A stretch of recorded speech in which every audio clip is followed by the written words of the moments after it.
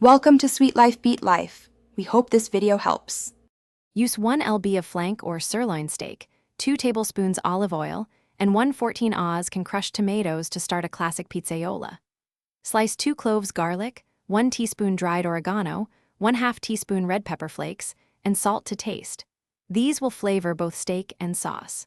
Let steaks rest at room temperature for 20 minutes and pat dry before seasoning with 1 teaspoon salt and 1/2 teaspoon black pepper. Trim excess fat and, if thick, pound to 1/4 inch for even cooking. Sear steaks 2 to 3 minutes per side in a hot skillet with 2 tablespoons olive oil for medium rare, adjusting time for thickness. After searing, remove steak and reduce heat to medium.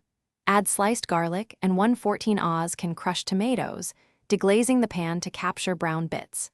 Simmer sauce 8 to 10 minutes with 1 teaspoon oregano and 1/2 teaspoon red pepper flakes, then return steak to finish cooking in the sauce for 2 to 4 minutes. Taste and adjust salt and pepper before serving.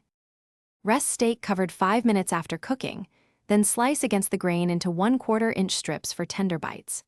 Top sliced steak with sauce, an optional 1/2 cup torn fresh basil or 2 tablespoons grated Parmesan, serving over pasta, polenta, or bread for an authentic pizzaiola experience. For leftovers, store in an airtight container in the fridge up to 3 days or freeze up to 2 months. Reheat gently in a skillet to avoid overcooking, and add a splash of water to loosen. Thanks for watching. Consider subscribing if we helped you.